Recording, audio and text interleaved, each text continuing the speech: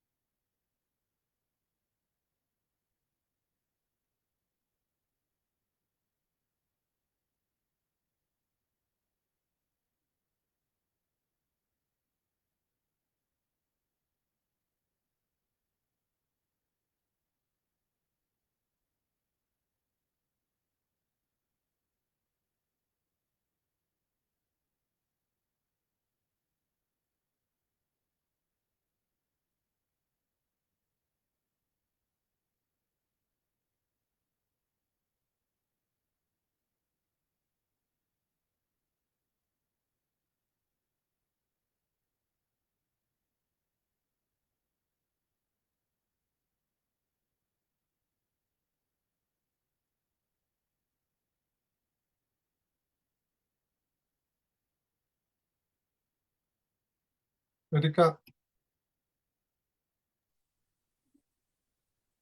mm,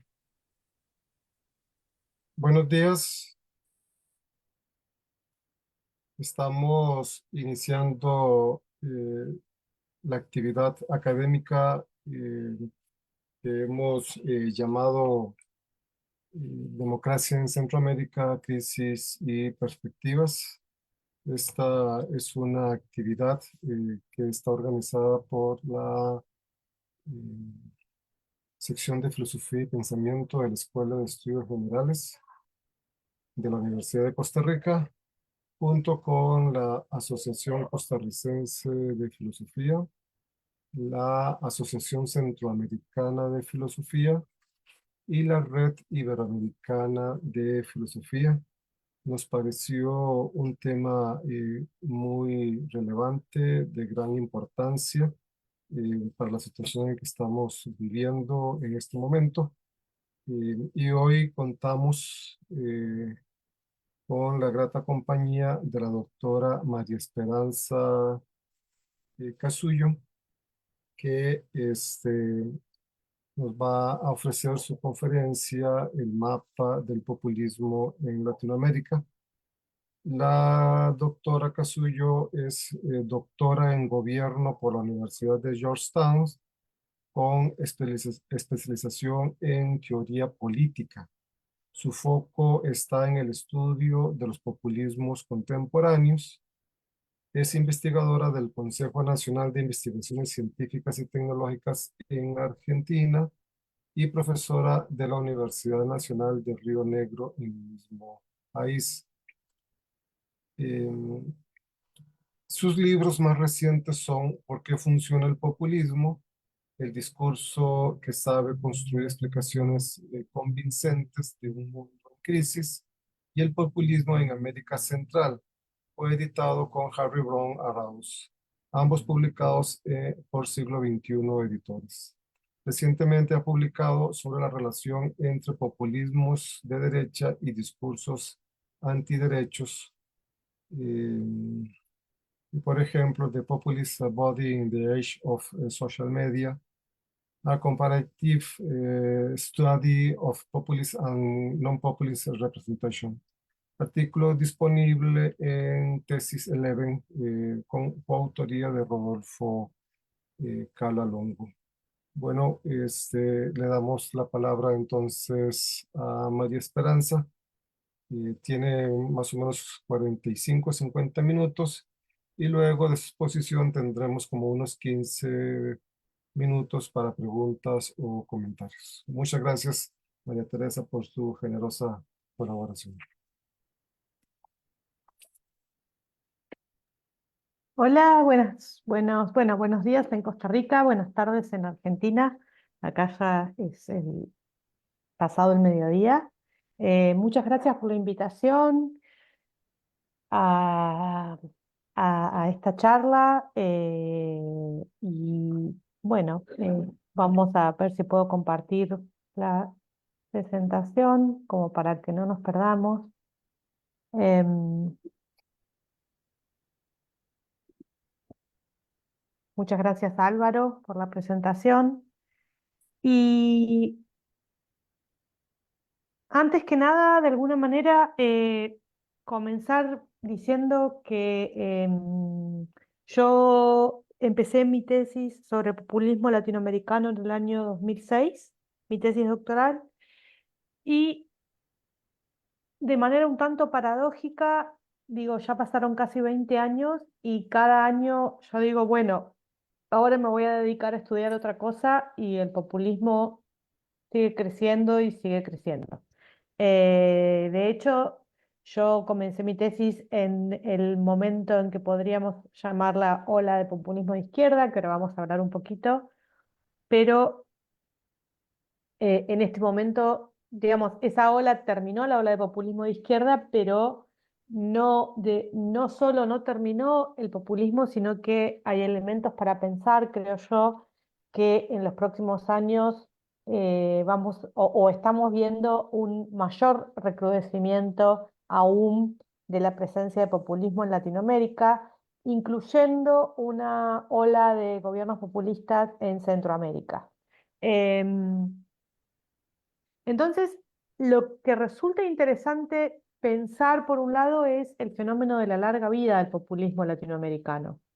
Eh, es decir, ya llevamos prácticamente 100 años reflexionando sobre el populismo latinoamericano. Y sistemáticamente aparece, digamos, el populismo adquiere la forma de ciclos en nuestra región, en donde hay momentos de ascendencia del tipo de gobernabilidad y del tipo de estrategia de acumulación de poder populista, que por otro lado hay momentos en donde esos ciclos parecen terminar, reaparecen, digamos, esperanzas o expectativas de que se consolide otro tipo de gobernabilidad, pero sistemáticamente estas expectativas son frustradas. Y vuelve a reaparecer esta especie de fantasma o esta especie de atavismo que muchos esperaban dejar ya en el pasado, que es el populismo. Un segundo aspecto con el cual no me voy a meter en este lado, en esta conferencia, pero me parece que vale la pena señalar, es que no solamente el populismo está en ascendencia en Latinoamérica hoy, sino que está en ascendencia en el mundo entero. En cierto sentido, podemos decir que Latinoamérica resultó precursora del avance del populismo mundial.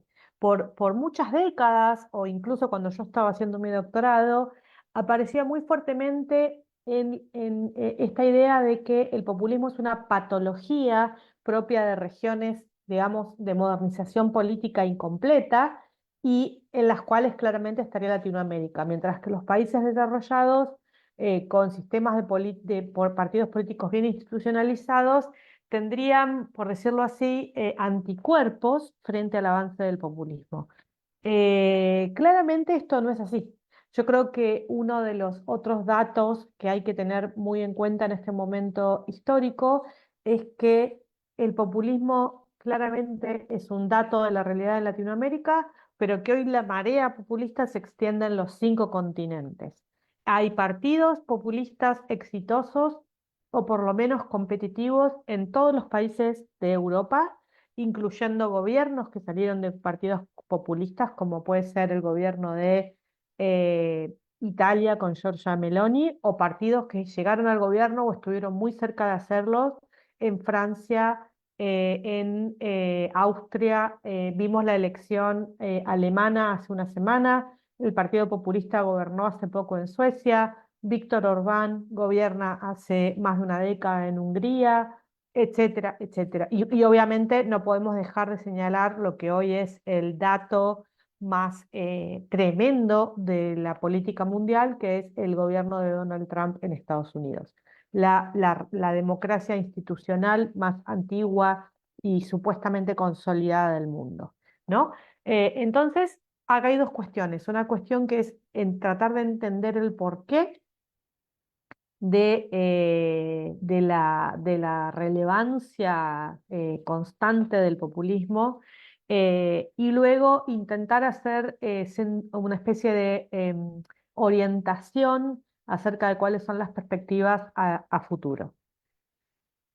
En el caso específico de Latinoamérica, o digamos, me interesa en esta conferencia señalar algunas cosas. La primera es tratar de caracterizar las tres olas populistas que se sucedieron desde la década del 90 hasta la fecha en en la región.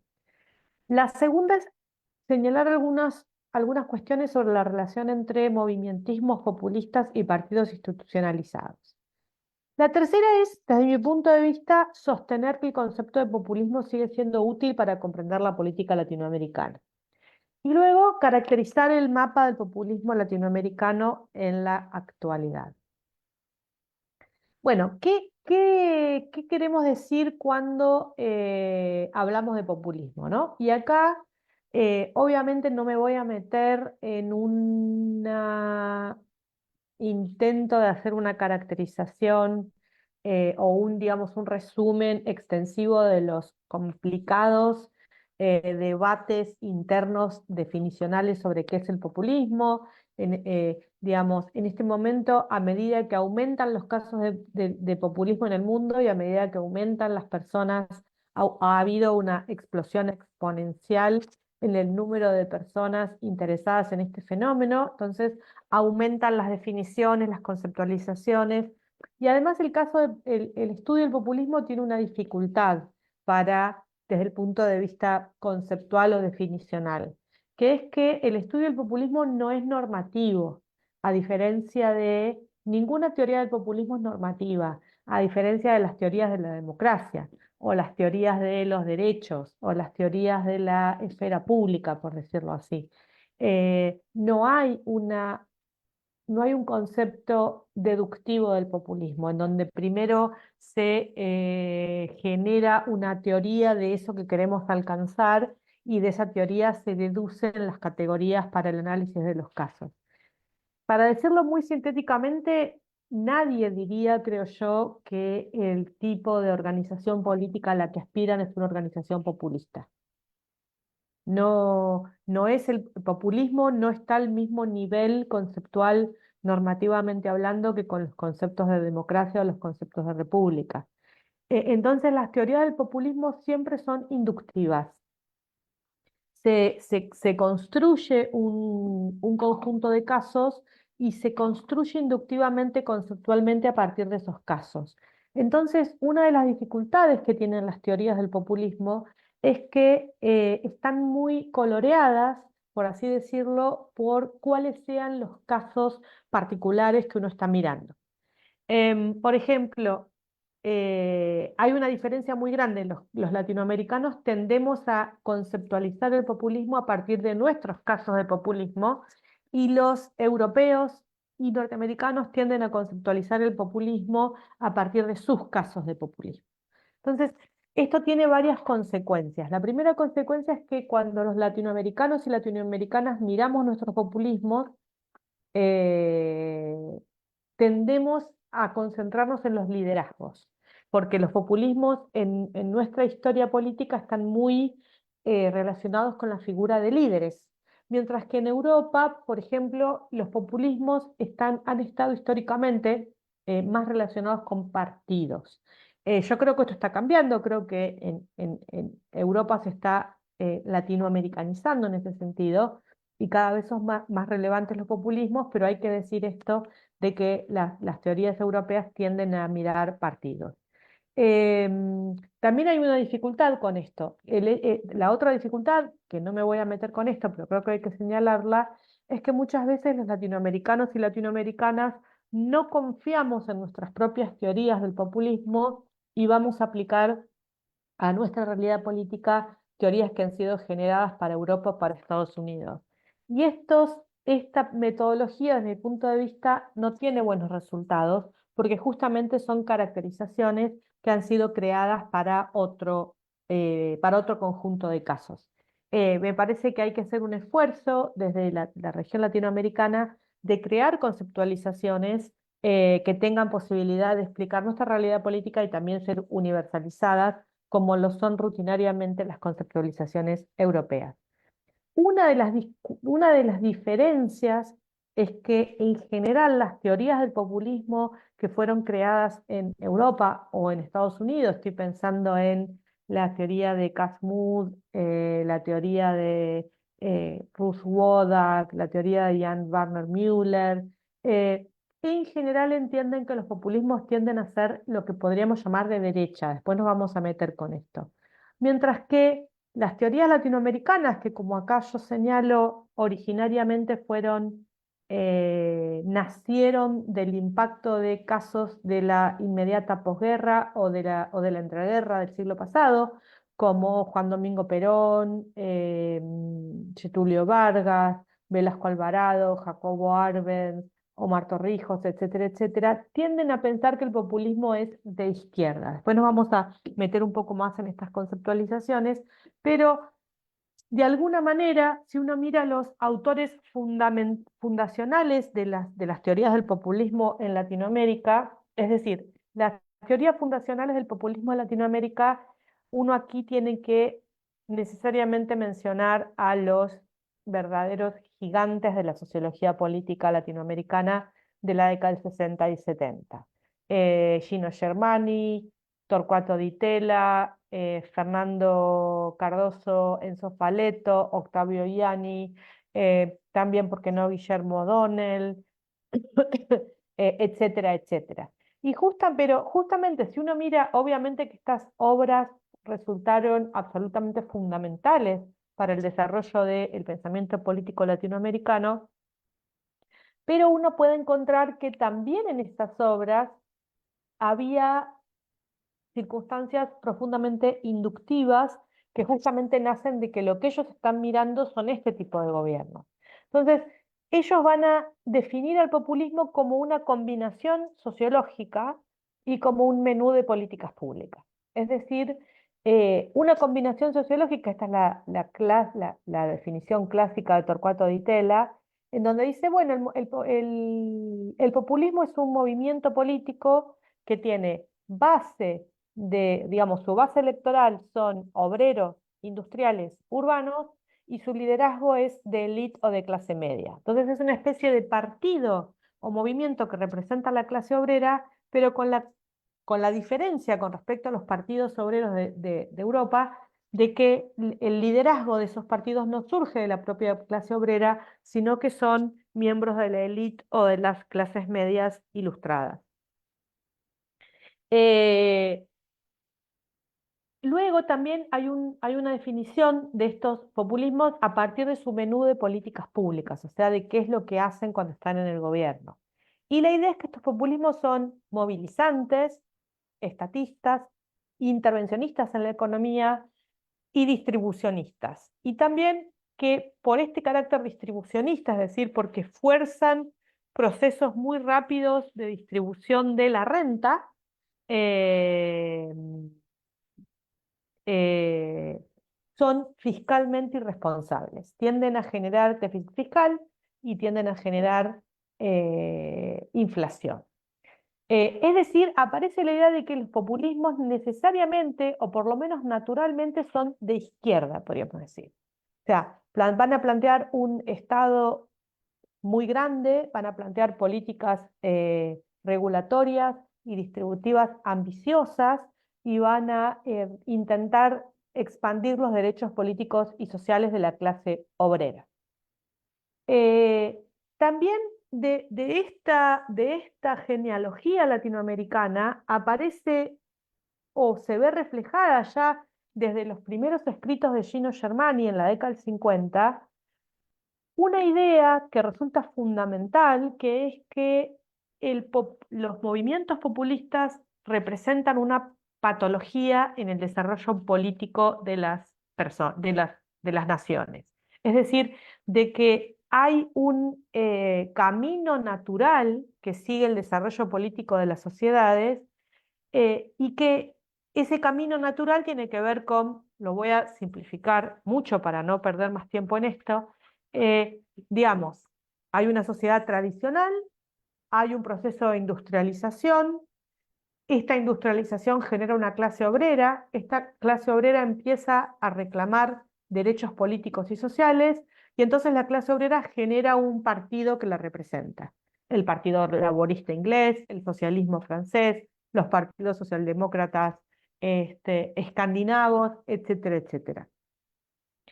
En cambio, aparece la idea de que este es el buen desarrollo político.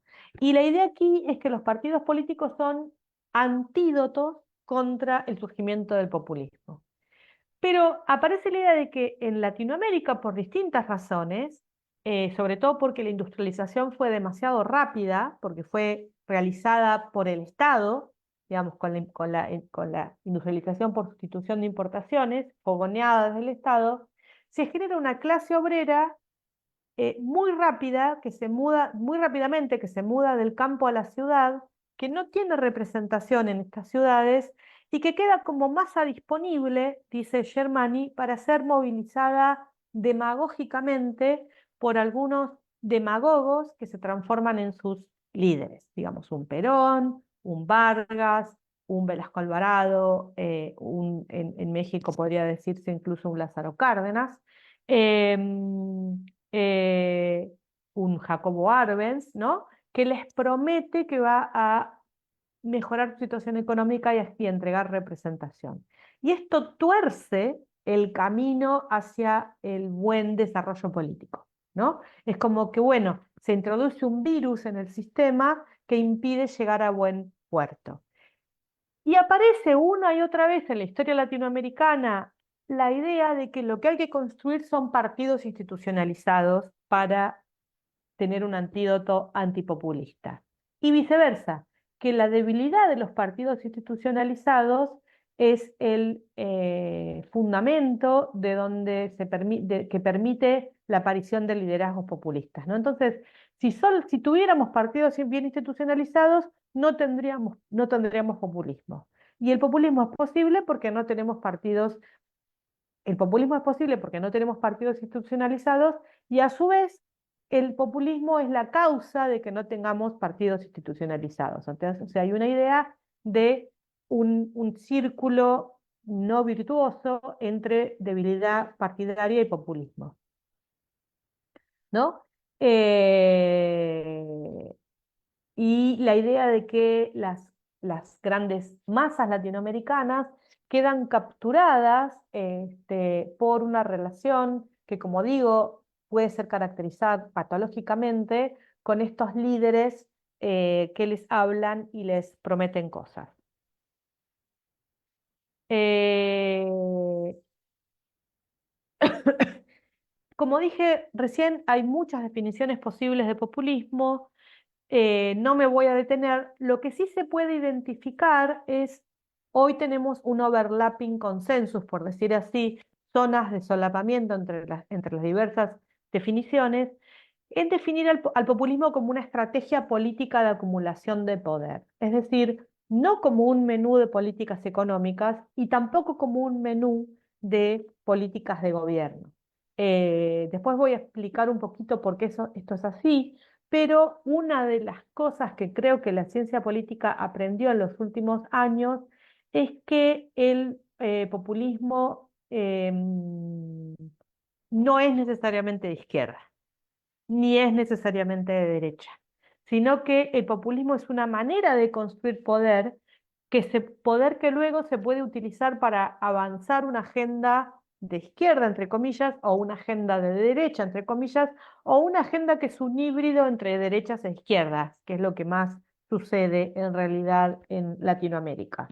Entonces, que vale la pena analizarla como una cuestión estrictamente políticas, ¿no? Y tampoco como una fórmula económica, como decían Dornbusch y Edwards, de, bueno, populismo es distribución y déficit fiscal, porque hay populismos que no son distributivos o no son distributivos hacia abajo, sino que al contrario son distributivos hacia arriba, generan mayor concentración del ingreso, y también hay populismos que no son fiscalmente irresponsables, y hay gobiernos fiscalmente irresponsables que no son populistas.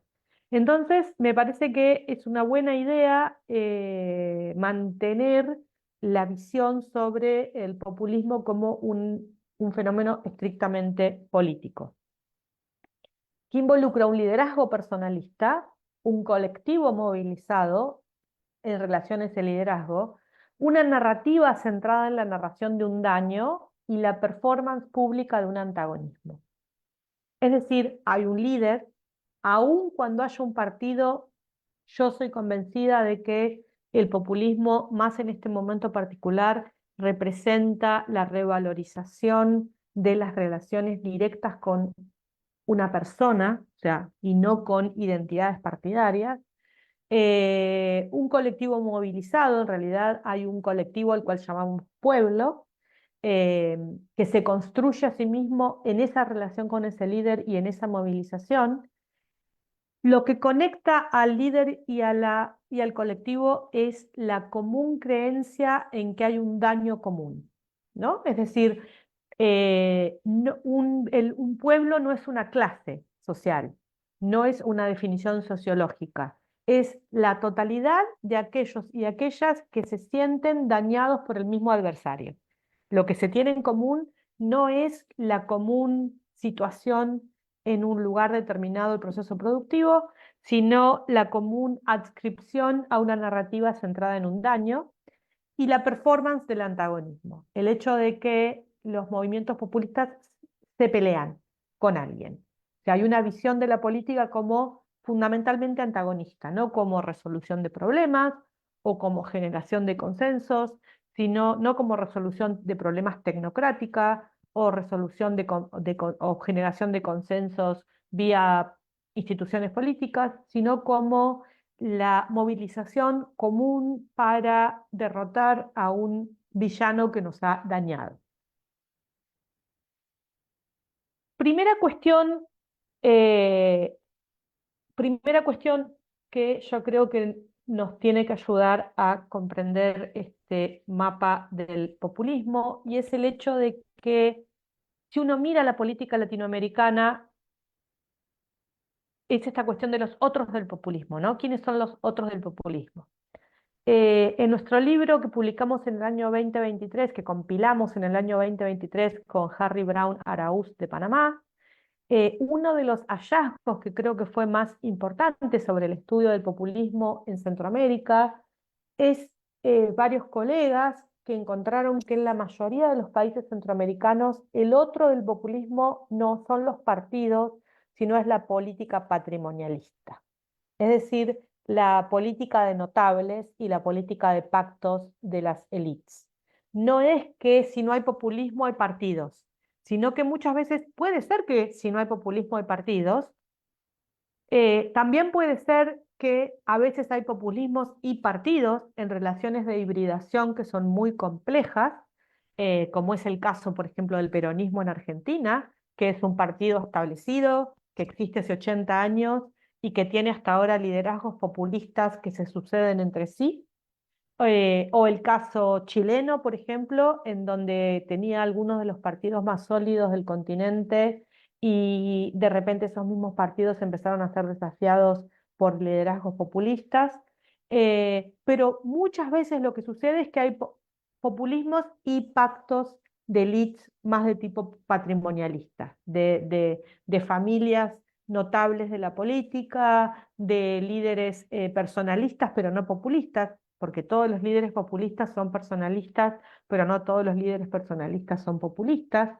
Em, y muchas veces lo que sucede es que varios de los líderes que hoy vemos como populistas son líderes que formaban parte de esas familias notables que conformaban los pactos de élites, pero por X razón se pelearon, entraron en conflicto o fueron expulsados de esos pactos de gobernabilidad y entonces optan por correr por afuera como outsiders. Esto es lo que, según el capítulo sobre Honduras del libro este, los autores sostienen que habría sucedido en Honduras, algo similar en El Salvador, en donde Nayib Bukele venía de uno de los partidos fundacionales de la gobernabilidad post conflicto armado en El Salvador, eh, etcétera, etcétera. Entonces, es decir, uno de los hallazgos que yo creo que es necesario partir de la idea es que la distinción ontológica entre partidos y populismo no se sostiene.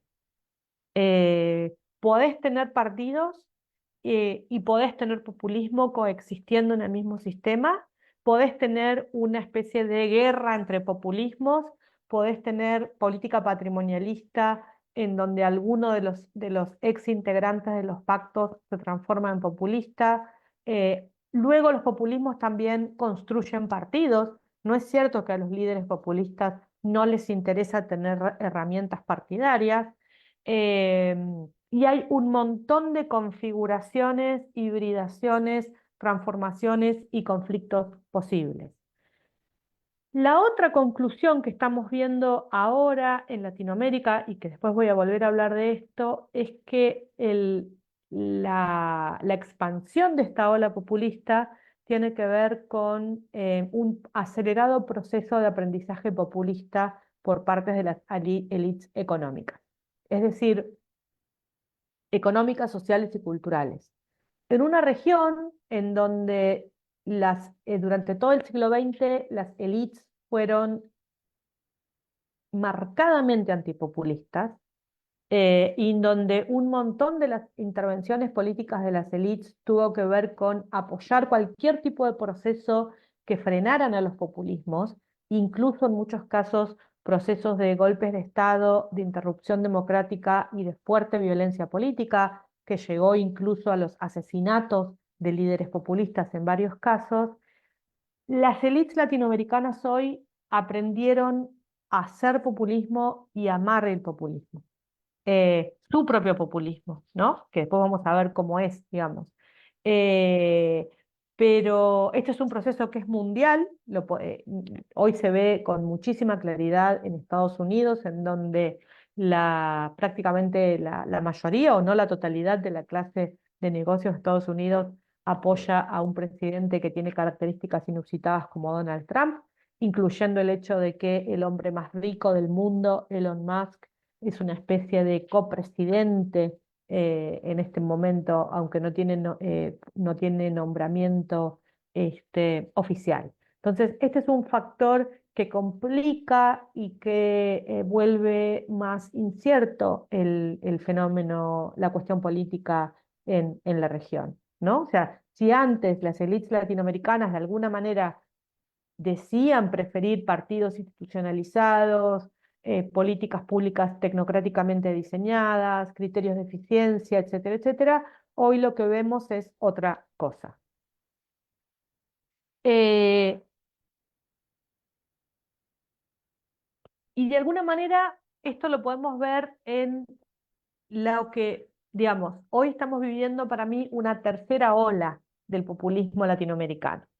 Eh, Voy a caracterizar muy brevemente las dos anteriores, hablando desde principios de los 80 hasta acá. O sea, yo no, creo que la situación de los 80 hasta acá, en la era de las post-transiciones democráticas, no es equivalente a los populismos de los 50 y de los 60, entonces cuando hago referencia a las olas, voy a referirme desde los principios de los 80, cuando comenzaron las transiciones en el Cono Sur y luego se continuaron en el resto de la región, hasta el día de hoy.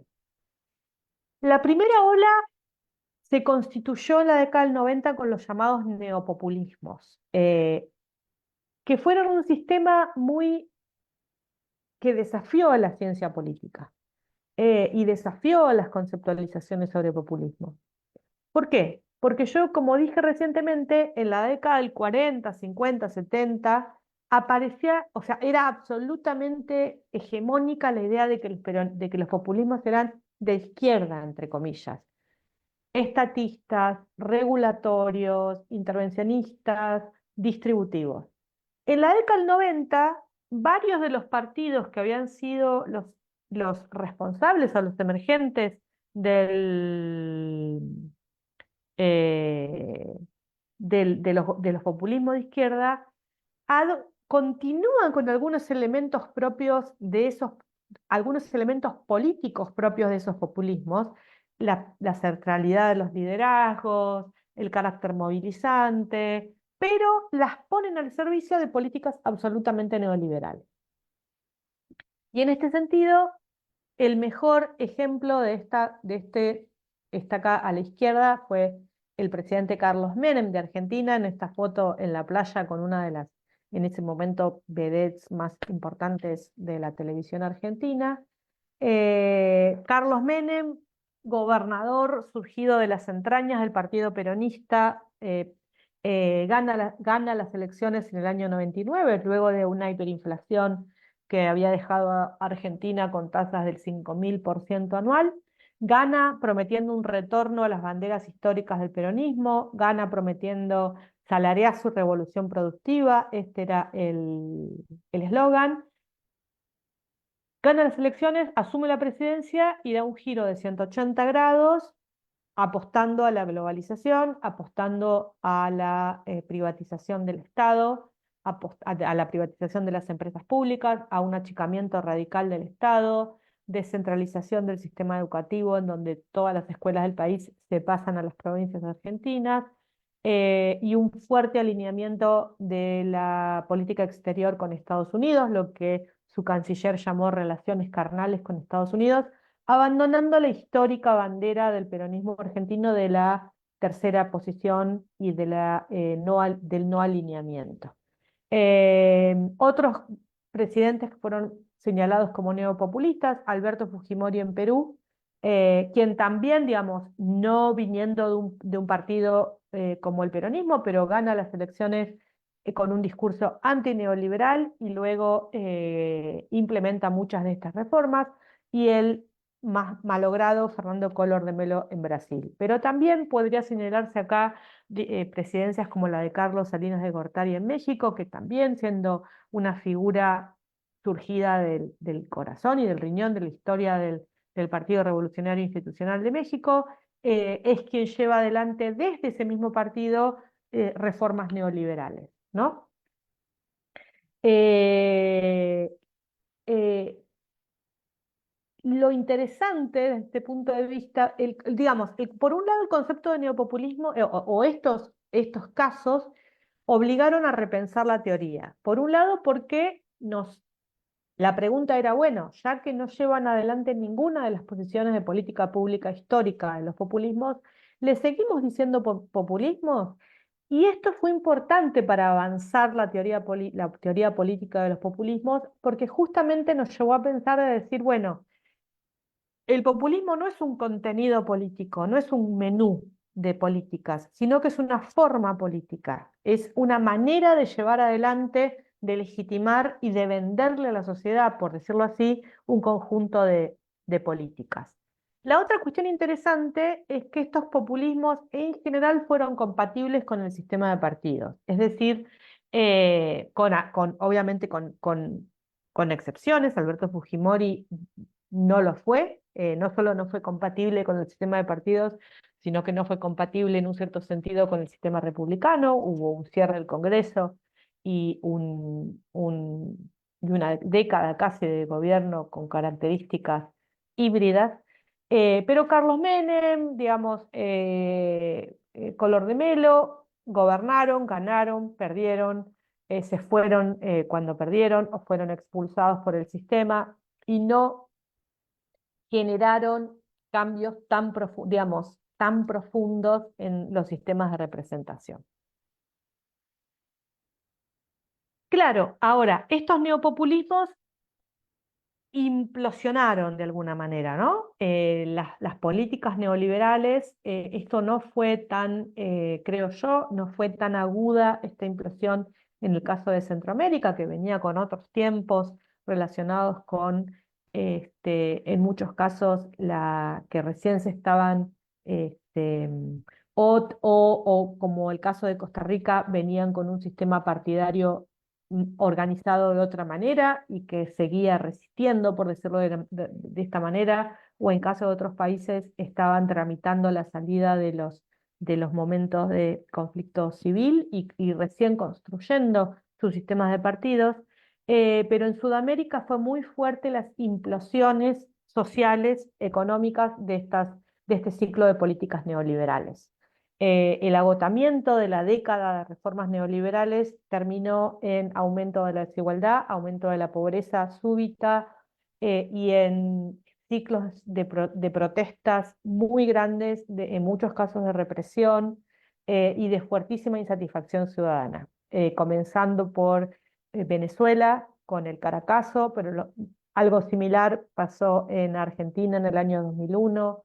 Pasó en Bolivia con las guerras del gas y del agua, pasó en Ecuador con las protestas contra el gobierno del presidente Lucio Gutiérrez. Y de estas implosiones y de estas protestas, lo interesante es que aparecen gobiernos populistas de signo ideológico opuesto, que fueron los populismos de la década, o sea, los populismos rosas o los populismos de izquierda entre el año 1998, que es cuando Chávez gana la presidencia, hasta el año 2012, en donde Fernando Lugo en Paraguay es depuesto por un juicio político y ahí comienza el fin de la ola populista. En el 2013 muere Hugo Chávez y el gobierno de Venezuela ya, digamos, el bolivarianismo transiciona hacia gobierno francamente autoritario, ya no una especie de régimen híbrido con apoyo electoral, sino un gobierno que va cada vez más transitando un camino dictatorial. Y en el año 2015 pierde el peronismo en Argentina y en el año 2016, eh, con el juicio político a Dilma Rousseff en Brasil, se clausura este momento de izquierda, no solo populista, sino también partidario, ¿no? Todos estos populistas eran más, surgen con un discurso de rechazo a la partidocracia, que había quedado muy identificada con los partidos neopopulistas neoliberales de la década del 90. Eh, es interesante ver cómo, si uno mira los libros que analizaron este momento, aparece la idea de que en este momento toda Latinoamérica gira hacia la izquierda. En un momento dado, en el año 2012, el 75% de los habitantes de Latinoamérica vivían con gobiernos que uno podría denominar de izquierda o de centroizquierda. Pero aparece muy fuerte en ese momento, ahora ya uno se olvidó un poco esta idea, de que el giro a la izquierda latinoamericano se había expresado en algunos países mediante partidos institucionalizados, los casos de Brasil, Chile y Uruguay, y en otros países se había expresado en liderazgos populistas, Argentina, Bolivia, Venezuela, Ecuador y brevemente en el caso de Honduras y también Honduras. Y que los partidos institucionalizados eran mucho mejores a los liderazgos populistas, ¿no? Entonces que el giro a la izquierda, en general los analistas de la ciencia política eran simpatizantes con la constitución de estos gobiernos más distributivos, que tienen la decisión política de luchar contra la desigualdad, que apuntan a mejorar la distribución del ingreso y a avanzar derechos civiles y sociales, pero dicen, bueno, miren, es mucho mejor hacerlo a través de partidos, a través del socialismo chileno, a través del Frente Amplio Uruguayo, a través del PT brasilero. Porque los partidos son más moderados, más institucionales, generan menos politización, generan menos polarización, generan mejores esquemas de gobernanza y mejores políticas públicas y por eso son más estables. Mientras que los populismos tienen esta característica antagonizante, se pelean con la gente, generan polarización, generan inestabilidad y por lo tanto son inestables. Sin embargo, mirando el fin del momento de la ola de izquierda, retrospectivamente, a mí me da la sensación de que esta distinción tan tajante entre partidos y movimientos populistas no se sostuvo en el tiempo. Es decir, parecería ser que el problema es las élites latinoamericanas reaccionaron muy mal con respecto a cualquier giro a la izquierda, ya sea que se hiciera de gobiernos populistas o gobiernos no populistas. El PT brasilero resultó al final, digo, a Dilma Rousseff le hicieron, Dilma Rousseff que intentó llevar adelante una política muy amistosa con respecto a los intereses de la clase económica brasilera, resultó echada en un impeachment apresurado, con todo el apoyo prácticamente de la clase industrial brasilera. Michelle Bachelet, su último gobierno fue muy atacado y finalmente el Partido Socialista, prácticamente que era uno de los partidos más fuertes de Sudamérica, prácticamente desapareció, electoralmente hablando. Asimismo, los partidos, el PT y el socialismo chileno, al final resultaron tanto o más dependientes de un líder personal que los partidos populistas, es decir, el PT para volver a ganar la presidencia no tuvo otra posibilidad que volver a competir con Lula da Silva, su líder original. No parece que el PT tenga hoy la posibilidad rápida de una sucesión. Y el Partido Socialista hoy está presentando como candidata o están intentando animar a que se vuelva a presentar Michelle Bachelet, ¿no? Entonces, eh, no aparece necesaria, yo sé que tal vez esto es una mala noticia, pero no aparece necesariamente la idea de que es más viable o más estable tener un partido, salvo en el caso uruguayo, en donde el Frente Amplio sí demuestra, por características tal vez especiales de Uruguay, volvió a ganar la presidencia hace poquitos días, asumió Yamandu Orsi, y tuvo la posibilidad, según parece, de superar eh, el fin biológico, por decir así, de la generación originaria de líderes como Washington Tavares y como Pepe Mujica. Por otro lado, varios populismos se invirtieron en partidos. Eh, el peronismo en Argentina siguió existiendo luego del liderazgo de Cristina Fernández de Kirchner. El MAS en Bolivia ganó la elección en el año 2020, o 2021, ahora no recuerdo, a pesar de que el candidato no era Evo Morales, y ahora va a competirse en una segunda vuelta en Ecuador con una candidata que representa al espacio del correísmo. Entonces, por un lado, los partidos mostraron ser no necesariamente más estable y por otro lado los populismos mostraron tener también cierta capacidad de institucionalizarse. Bueno, estos son tres líderes de ese momento. Y hoy estamos, y ya para ir un poco cerrando, estamos en un momento en donde estamos viendo una tercera era, ¿no? Eh, en donde que ya no es ni la era de populismos neoliberales con credenciales tecnocráticas de la década del 90, ni la era de populismos populares, por decirlo así, con con tendencias antiimperialistas, entre comillas, sino que es una era donde hay liderazgos radicales de lo que se llama derecha radical, muy alineados con otros ejemplos mundiales.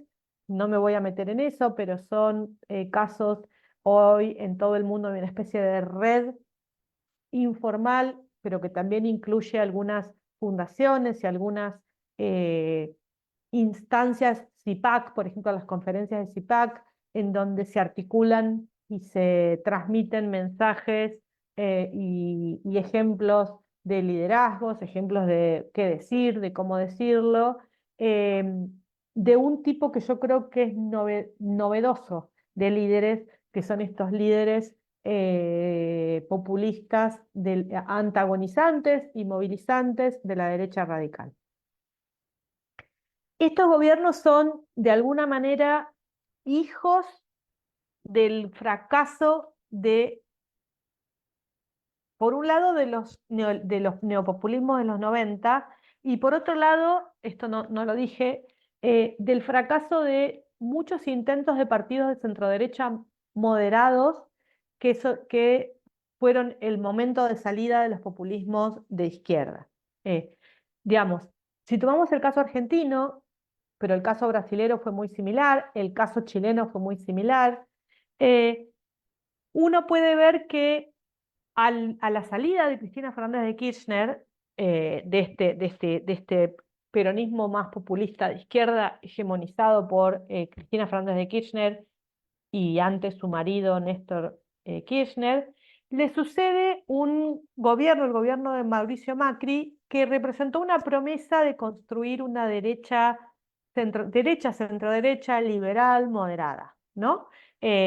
Mauricio Macri, el hijo de una de las mayores fortunas de la Argentina, un empresario con muchas credenciales, había sido un jefe de gobierno muy exitoso políticamente de la ciudad capital de la Argentina durante 8 años, estuvo construyendo su candidatura presidencial durante más de 12 años, eh, construyendo su candidatura, construyendo un nuevo partido que se llamó Cambiemos, consiguió el apoyo de toda la élite de negocios de Argentina, gana de manera concluyente la elección en 2015.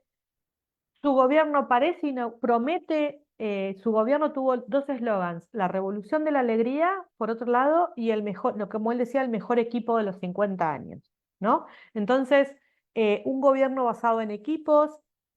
Mauricio Macri es ingeniero, entonces y tenía experiencia de gobierno, había gobernado la ciudad durante 8 años, entonces aparece esta idea de yo tengo equipos, yo sé gobernar, voy a construir un partido moderno, un partido inspirado en los partidos de centroderecha europeos. Él geopolíticamente se referenciaba con los partidos con Angela Merkel, digamos, con los partidos, las democracias cristianas, con Obama. Cuando él gana, el presidente Obama viene a hacer una visita que fue muy famosa o que tuvo mucha propaganda en Argentina. Eh, y Mauricio Macri gana, gobierna 4 años, sus resultados económicos no son buenos. Argentina alcanza más del 50% de inflación en el último año de su gobierno y es repudiado por la sociedad argentina, que no lo vota en su intento de reelección en el año 2019. Yo veo rasgos similares, este tal vez es el caso que para mí es más claro, pero veo procesos similares en lo que fue el gobierno del presidente Piñera en Chile, luego de que perdiera luego de que se fuera, no es que perdiera porque no tenía reelección, Michelle Bachelet, eh, lo que fue el breve gobierno de Michel Temer en Brasil, o incluso, por ejemplo, un gobierno como Kuczynski en Perú. Es decir, hubo un momento en donde aparece la idea de, bueno, se agotó el gobierno el ciclo de populismo de derecha y ahora vamos otra vez aparece la promesa de, bueno, ahora vamos a un momento de partidos bien institucionalizados, liberales o de centro derecha, modernos, pero esos partidos no tienen los resultados que se esperan. Y ese fracaso es el que abre de alguna manera la puerta a estos populismos de mucho más radicales, como el de Milei, como el de Bolsonaro, como el de Donald Trump en Estados Unidos, ¿no? Entonces, lo primero que me interesa señalar es que estos populismos de derecha radical no son neoliberales. O sea, no hay lo cual no significa sí son libremercadistas, sí son procapitalistas, pero no hay una recuperación del discurso tecnocrático y de la práctica tecnocrática de los neopopulismos de la década del 90. Son profundamente antagonizantes. Segundo, es decir, se pelean con gente igual o más, en muchos casos, que los populismos de izquierda. Y son gobiernos que apuestan a la polarización extrema. O sea, no le tienen miedo a la polarización, no apuntan a generar sociedades menos polarizadas o menos politizadas. Y además son gobiernos que integran nuevas formas de movimentismo. No ya necesariamente los sindicatos, pero sí integran sectores, nuevas formas de religiosidad, que es un fenómeno que hoy por hoy es un fenómeno fundamental para comprender eh, la política latinoamericana, nuevos públicos movilizados vía redes sociales, y después y un sector que acá yo no lo mencioné, que son un conjunto. Todos estos gobiernos comparten el hecho de que tienen una base muy importante en varones jóvenes, movilizados en contra de los avances de las mujeres, los feminismos y las personas LGTB durante los últimos 20 años. Entonces, es una fórmula distinta para mí la que estamos viendo en estos gobiernos, que es constituirse como hegemónicos en un sistema desintegrado, en un sistema, no construirse como partidos súper exitosos que compiten y ganan elecciones, sino constituirse como una especie de primus en un sistema muy caracterizado por la fragmentación, la polarización y la desintegración política. Sin embargo, es interesante señalar que de alguna manera tampoco murió el populismo de izquierda, sino que al contrario, el gobierno de López Obrador en México y el gobierno de Sheinbaum actual parece señalar que la única manera, bueno, esto es un poco, lo dije demasiado fuerte, pero de alguna manera aparece la idea de que los sistemas partidarios de América Latina se están moviendo ya no en la dirección de populismos que compiten contra no populismos, sino populismos que compiten contra populismo de izquierda que compiten contra populismos de derecha, ¿no? Y Gustavo Petro en Colombia, bueno, uno puede después debatir si es un caso exitoso o no exitoso, viable electoralmente o no electoralmente, pero digamos, los que ganan elecciones, los que han ganado elecciones en este contexto particular, parecería ser que son populismo de izquierda o populismo de derecha, no una competencia articulada entre populismos contra partidos institucionalizados. Y esto, y ya para terminar, lo vemos también con mi colega Harry Brown Araúz en un artículo que publicamos hace 2 años en la revista mexicana de Sociología, en donde decíamos que veíamos una extensión de la ola populista en Centroamérica. Eh, Porque veíamos un clúster de casos similares, porque veíamos en un periodo corto de tiempo, porque veíamos que esos casos tenían una similar construcción de relaciones entre líder y pueblo, y porque además esta ola estaba facilitada por un contexto internacional en donde están todos estos ejemplos, más un liderazgo regional que tracciona como ejemplo, que es el de Nayib Bukele en Ecuador, ¿no? Que aparece la idea de, uy, mirá lo que hizo fulano en tal país. Tal vez yo, que quiero ganar la presidencia, puedo hacer lo mismo, ¿no? El populismo en muchos casos viaja por imitación de repertorios que resultaron exitosos en un contexto a otro contexto. Entonces, como dije, estos nuevos populismos de derecha radical no son lo mismo que los neoliberalismos de los 90, para mí, son otra cosa. Por ejemplo, una de las cosas es la centralidad de los temas de género y sexualidad por sobre los discursos económicos. Con ciertas diferencias, y habría que mirar caso por caso, pero los votantes de estos, en los discursos de estos partidos y en los votantes de estos partidos, adquiere más centralidad la lucha contra la ideología de género, entre comillas, o lo woke, entre comillas, o el globalismo, que la defensa de ciertas políticas económicas. Son el fracaso de las experiencias moderadas de centro-derecha, entonces también incluyen dentro de sí eh, el rechazo a una forma partidocrática que consideran que ya no sirve más. Y son el resultado de la explosión de los pactos de las élites y del aprendizaje populista de esas propias élites. De élites que dicen, no, yo ya no quiero más, o pienso que no es posible tener un gobierno tecnocrático como el de Sebastián Piñera a principios de siglo, sino que lo que quiero es, o estoy, por lo menos no sé si lo quiero, pero estoy dispuesto a apoyar a un Milei, por ejemplo, o a un Bolsonaro. Milei es una persona que hace 20 años hubiera sido impensable que gobernara la Argentina. De hecho, un candidato similar fue candidato en 1919 y sacó un 1%. Y sin embargo, hoy tiene el apoyo decidido de las élites empresarias y sociales de la Argentina. Eh, Conclusiones. Y ya esta es mi última filmina. No resulta tan útil la idea de que los partidos institucionalizados dan un antídoto contra el populismo.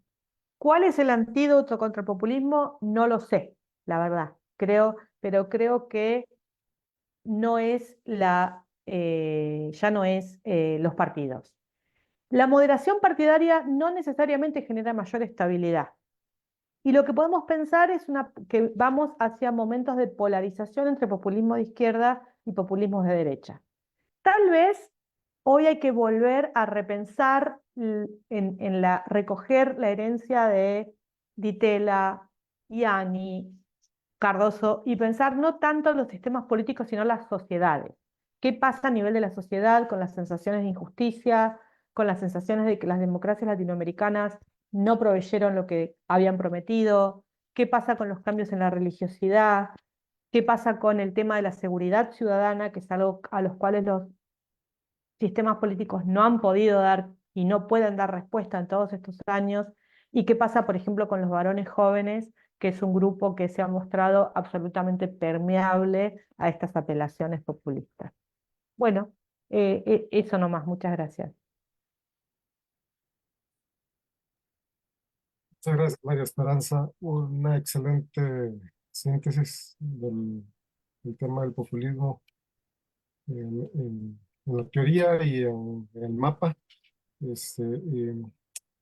Y entonces me parece es un recurso que podemos utilizar en clase, muy didáctico, ¿no? Entonces, yo tengo un curso que hoy este semestre, una unidad sobre democracia y probablemente utilizaré tu conferencia. Sí, entonces vamos a abrir un espacio de preguntas. Ah, bueno, sí, de preguntas y comentarios. Ya hay una de Bernardo Castillo. Dice, excelente exposición. Y hace una pregunta. ¿Qué relación se puede establecer entre este tipo de populismos y la crisis de la educación pública? Bueno, esa es una muy buena pregunta, ¿no? También que no tiene una única respuesta, porque también en muchos casos algunos de los procesos o sea, uno puede tener la idea de que si uno tuviera una educación pública más fuerte, habría una mayor educación en la sociedad y tendería a disminuir el apoyo a estos gobiernos populistas. Pero también tenemos otros efectos paradojales, como que algunos estallidos sociales que devinieron en apoyo a estos gobiernos populistas, en realidad tienen que ver con que más una mayor porcentaje de las clases sociales latinoamericanas accedieron a la educación. Esto podemos verlo en el caso chileno con mucha claridad, en donde la expansión de la matrícula y la expansión de la cantidad de graduados de la escuela secundaria, en un contexto en que el sistema universitario y el mercado de trabajo no puede absorber la mayor cantidad de personas con formación, genera una fuerte insatisfacción, ¿no? Eh, Me parece que acá la cuestión básica que estamos viendo es que lo que resulta clave es entender cuándo hay procesos en los cuales se acumulan demandas insatisfechas que el sistema no puede responder, ¿no? En este caso había una demanda de decir, bueno, yo ya me gradué de la secundaria, ¿qué voy a hacer luego? En un sistema que no tiene la capacidad este, de generar empleos de buena calidad para todos. Me parece que acá lo que estamos viendo es una tensión entre las promesas, o sea, las promesas de ciudadanía política que generaron nuestros sistemas con las transiciones a la democracia, de decir, bueno, todos vamos a ser iguales políticamente, al mismo tiempo que se consolida una economía fuertemente desigual. Y la pregunta acá es, ¿se puede tener democracias que funcionen cuando vos tenés personas que votan, que son ciudadanos, que tienen capacidad de hacer claim making, de movilizarse en el ámbito político, pero el sistema les dice, en el ámbito económico vas a ser fuertemente desigual? Y me parece que esa es la pregunta central que nuestros países de alguna manera tienen que intentar resolver en este momento, porque un sistema con semejante tensión entre igualdad política y desigualdad económica es muy poco sustentable, desde mi punto de vista, en un mediano y largo plazo. Bueno, muchas gracias. Sí, hay dos comentarios y luego una pregunta. Pedro Celaya Díaz, de Honduras, dice, buen día, escribo desde Honduras y me ha parecido muy interesante su conferencia. Luego, María José Chávez Bro, muchas gracias por la exposición, muy didáctica y oportuna para nuestras clases. Y la pregunta es de Harold Villegas Román, dice, excelente. Y la pregunta es, en el nuevo populismo, ¿cuál es el rol del Estado? Qué buena, qué gran pregunta. Y la verdad es que no tengo una buena respuesta, creo yo todavía, porque claramente el Estado ya no va a ser el Estado héroe del desarrollo que plantearon los populismos de izquierda, ¿no? O sea, una de las cosas que tuvieron, no es que fueran idénticos, pero una de las cosas que tuvieron en común Evo Morales, los Kirchner, es esta idea de que el héroe del nuevo relato era de alguna manera el Estado, ¿no? Un Estado conectado con los populismos clásicos, un Estado modernizador, un Estado empresario, un Estado que hacía un Estado que hacía un montón de cosas. Claramente esa idea obviamente se va por la ventana. Tampoco es el Estado tecnocrático de los 90, tampoco es el Estado que se entrega llave en mano a graduados de la escuela Kennedy de Public Policy de Harvard, como fue de alguna manera la fórmula de la década del 90, ¿no? Que es que los populistas hacían campañas y ganaban votos y le entregaban la llave de administración del Estado a tecnócratas formados internacionalmente. Hay un libro extraordinario de Francisco Paniza se llama Latin American Beyond the Washington Consensus, sobre las reformas de los 90 que cuenta muy bien este proceso. Ahora es dos cosas para mí suceden. Por un lado es un Estado, estos populistas lo que dicen es, ya no dicen hay que reformar el Estado, dicen hay que eliminar el Estado, ¿no? Entonces hay una visión mucho más radical de un Estado ya no solo reducido, sino prácticamente eliminado. Lo dice Milei, lo dice Trump. Sin embargo, paradójicamente es el Estado el que se tiene que eliminar a sí mismo. Eh, y es un Estado que puede incluso crecer en algunos aspectos. Es un Estado que seguramente va a crecer en sus aspectos de, digamos, más represivos o securitarios, más policía, más prisiones, pero es un Estado que va a abandonar de manera radical las otras áreas de intervención en la vida social. ¿Cómo se vive en países así? Yo no sé. Por ejemplo, en Argentina, ayer acaban de renunciar la totalidad de los médicos y médicas que ocupaban la dirección de vacunas, la dirección de HIV, la dirección de lepra y la dirección de tuberculosis del Ministerio de Salud de la Argentina. ¿Cómo un país como la Argentina, de 47 millones de habitantes, vive sin Ministerio de Salud, que es algo que existía en la Argentina desde la década del 30? Yo no sé.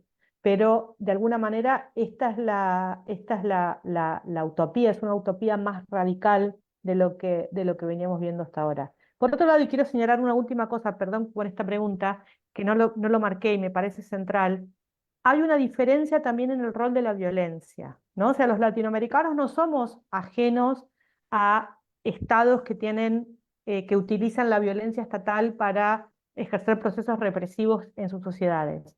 Pero todos estos gobiernos más bien apuestan a una especie de violencia paraestatal, a la violencia de todos contra todos, es decir, de decir, bueno, no le gustan las feministas, por dar un ejemplo, o no le gustan los grupos indígenas, ya no me voy a hacer yo cargo de encargarme de mandar a la policía o a la gendarmería, sino que aliento a la sociedad a que se haga cargo de su propia violencia.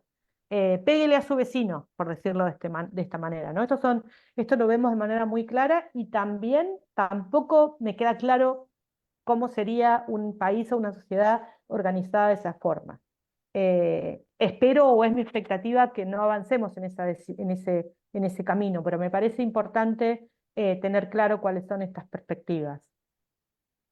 Sí, bueno, Alberto Ruiz quiere hacer una pregunta. Yo tengo una antes, bueno, o dos. A ver, uno es que me parece, de lo que he visto y de los ejemplos que das, como que estos nuevos populismos están vinculados con el engaño, ¿verdad? Porque no terminan, prometen unas cosas que luego no se van a cumplir, ¿verdad?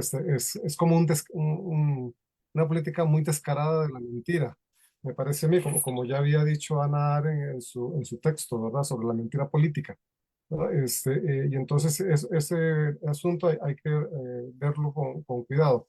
Luego, es que me llamaba la atención la idea de que la teoría del populismo es descriptiva, es inductiva y no normativa, ¿verdad?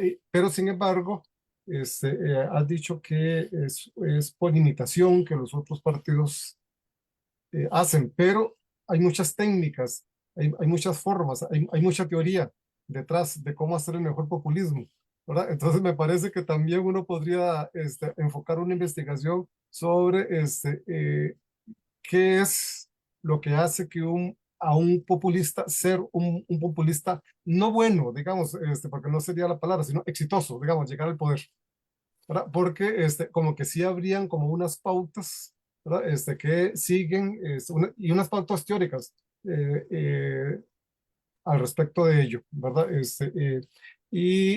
Bueno, y entonces de una vez, y con esta cerramos con la de Alberto Ruiz Méndez, si quieres decir tu pregunta, Alberto. Sí, claro que sí. Buenos días, buenas tardes. Tendría un par, voy a tratar de ser breve.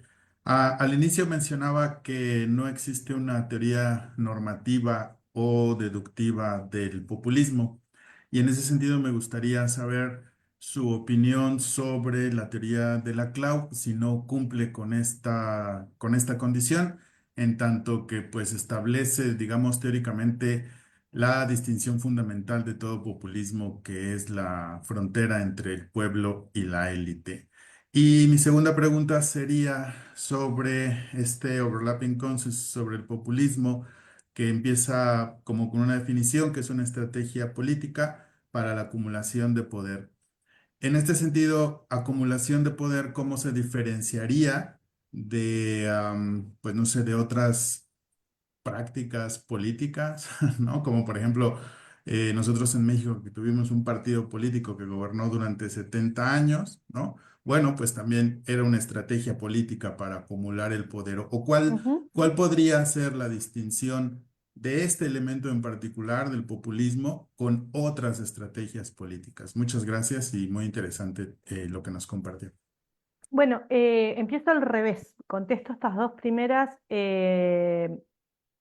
Claro que sí. Yo, por un lado, o sea, lo más cercano que uno haya a una teoría normativa del populismo, sin ninguna duda, es la teoría de Ernesto Laclau y Chantal Mouffe.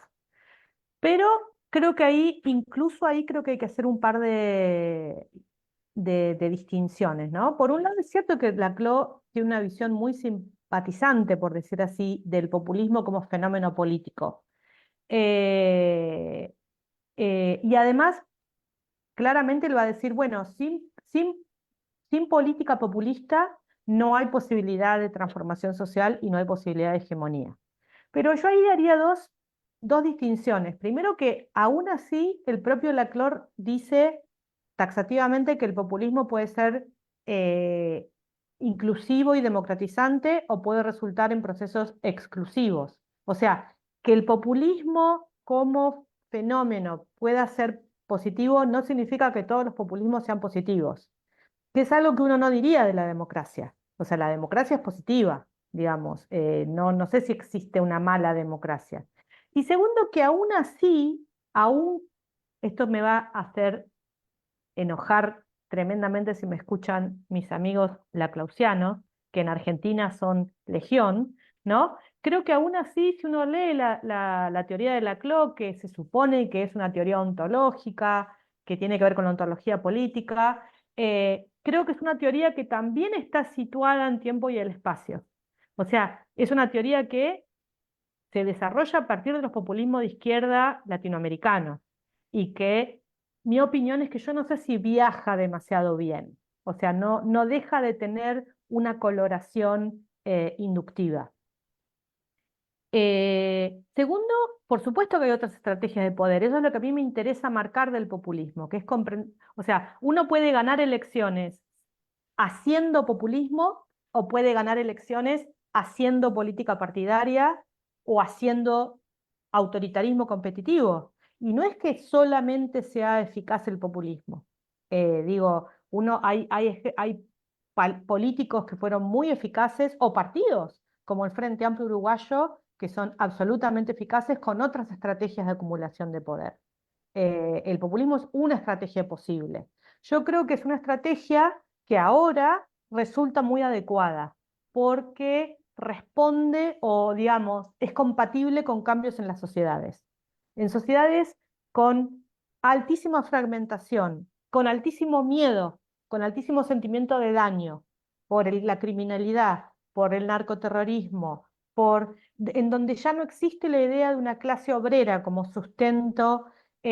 ¿Cómo se hace para construir poder? Y resulta adecuado la estrategia populista. No es que sea la única posible, pero creo que en un momento dado, como el actual, resulta adecuada.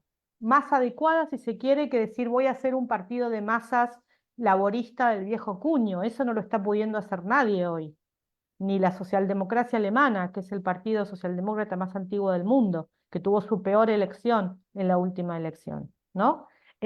Tampoco parecieran ser posibles, y tal vez esto es una buena noticia, regímenes autoritarios abiertos, salvo el caso de Nicaragua y el caso de Venezuela, ¿no? De alguna manera uno puede decir, bueno, el vaso medio lleno es que hoy todo el mundo está forzado a competir electoralmente, y entonces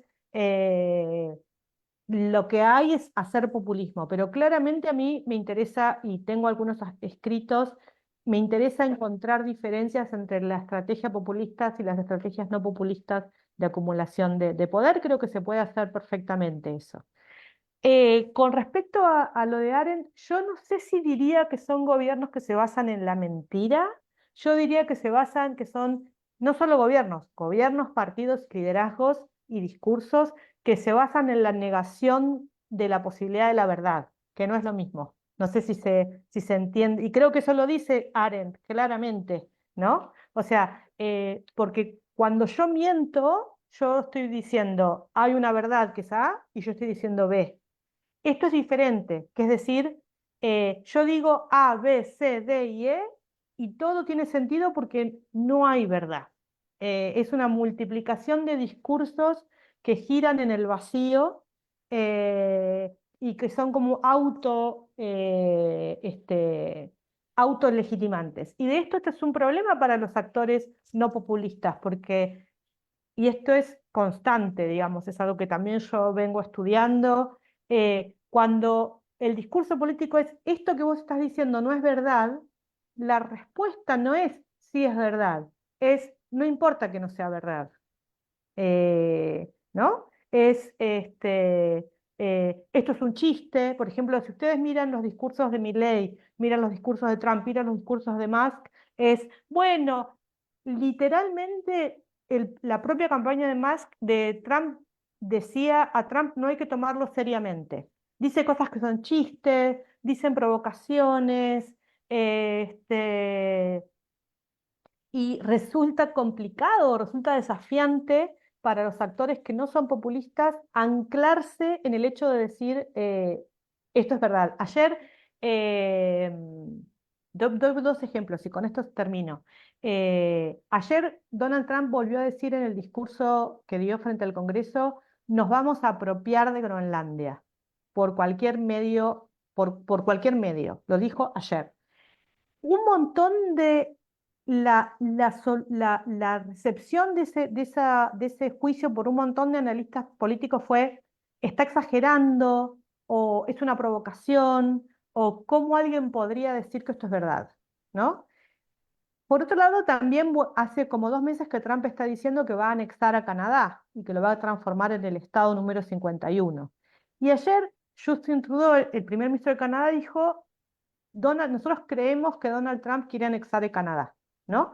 Y ahí digamos, es la primera vez o lo rupturista del discurso de Trudeau, es decir, nosotros creemos que lo que está diciendo Trump es verdad, que va a anexar a Canadá, no lo que quiere anexar a Canadá. No lo vamos a tomar como un chiste, no lo vamos a tomar como una provocación, no lo vamos a tomar como un bait, ¿no?